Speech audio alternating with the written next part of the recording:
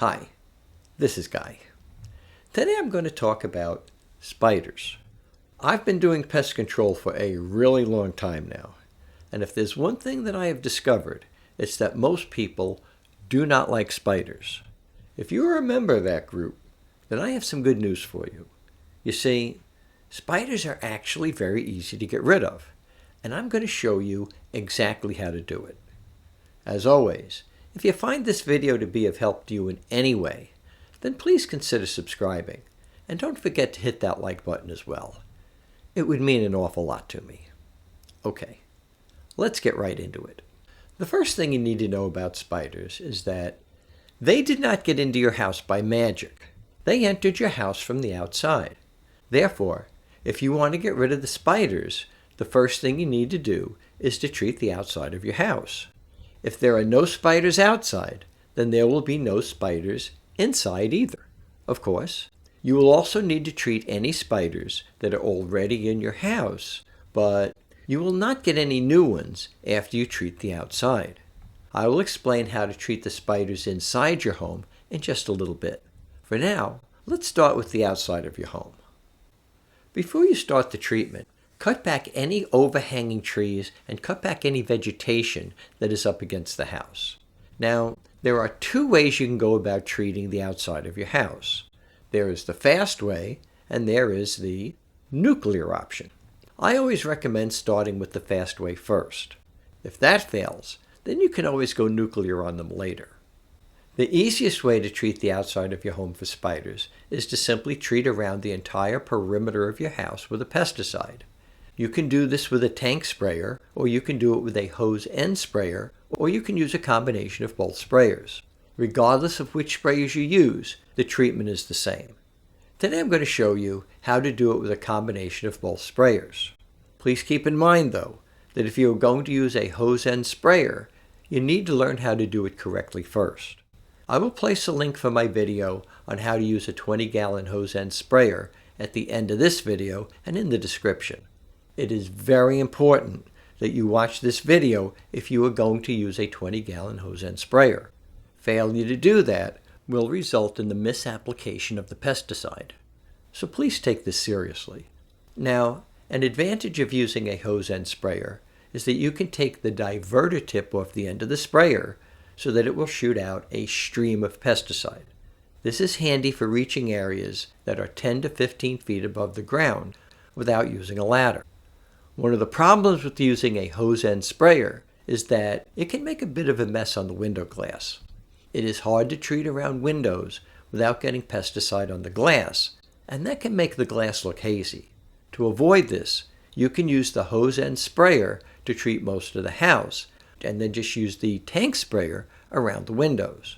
Again, I'm going to use a combination of the tank sprayer and a hose end sprayer because it is way faster than just using a tank sprayer. But if you decide to just use the tank sprayer, then I would urge you to buy a really good battery-powered sprayer. I recommend that you get one that puts out at least 100 psi. I have one in the description, but any good tank sprayer will do the trick.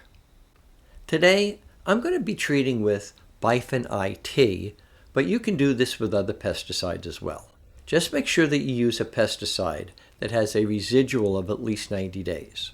Now, please keep in mind that just because a pesticide has a residual of 90 days does not mean it will last 90 days.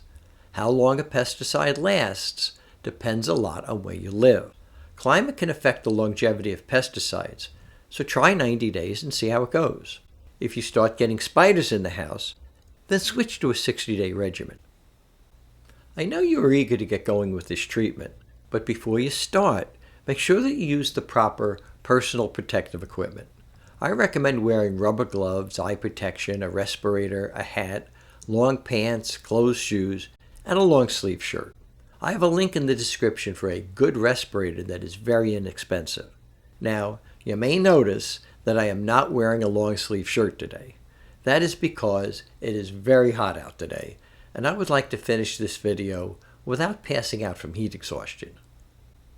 As I mentioned earlier, if you're going to use a hose end sprayer, then you need to watch my video on how to use it so that you mix the pesticide correctly. To mix the pesticide in a tank sprayer, just put about half the water you need in the sprayer.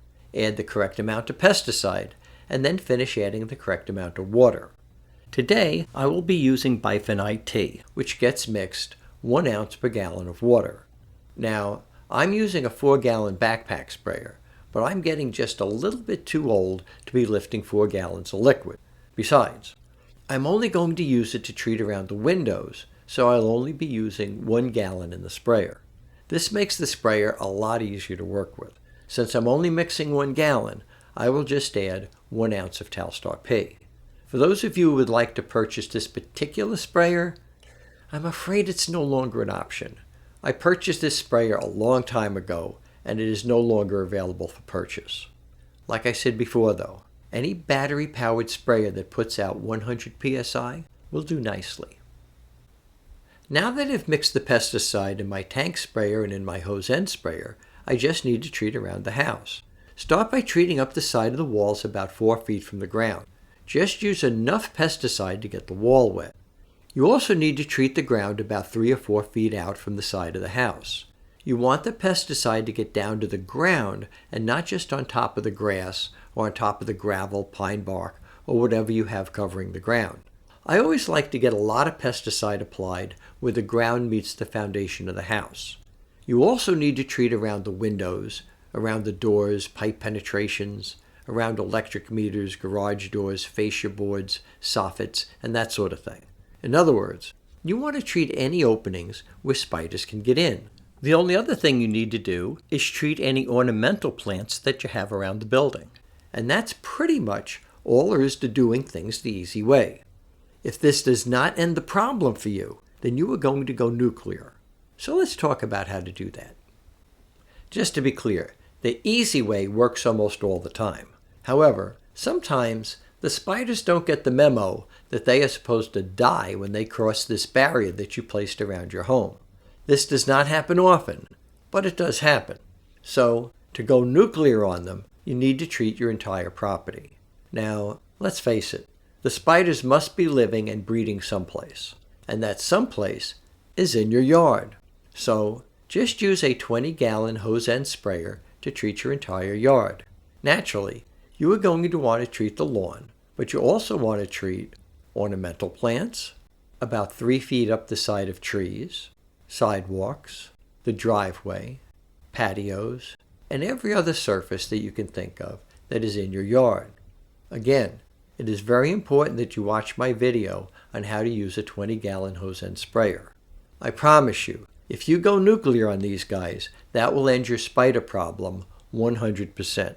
There is absolutely no way that a spider can survive this treatment. Further, this is probably going to end almost all of your other bug problems as well. In addition to spiders, this is going to take care of silverfish, outside cockroaches, earwigs, mosquitoes, and pretty much any other bug, with the exception of the ones that fly in or the ones that you bring into the house yourself. Now that you have prevented spiders from getting into your house, you need to kill the ones that are already inside. I find that one of the best products to do that is Raid Flying Insect Killer. But if you want to go the professional route, then you can use CB80. I'll place a link in the description for it. Now, the procedure is really easy. Simply spray any spider webs that you see. Next, spray behind the headboards of all the beds, under all the beds, behind and under all the furniture, and any place where you suspect there could be spider activity. After that, just knock down the spider webs with a broom or a dust mop. And it's just that simple. In case you're wondering, this spider treatment is going to work for all species of spiders. You are going to kill the ones inside and the ones outside. Congratulations, you now have a spider-free home. Again, please consider subscribing, and don't forget to hit that like button as well. It would mean an awful lot to me. Be well, my friends.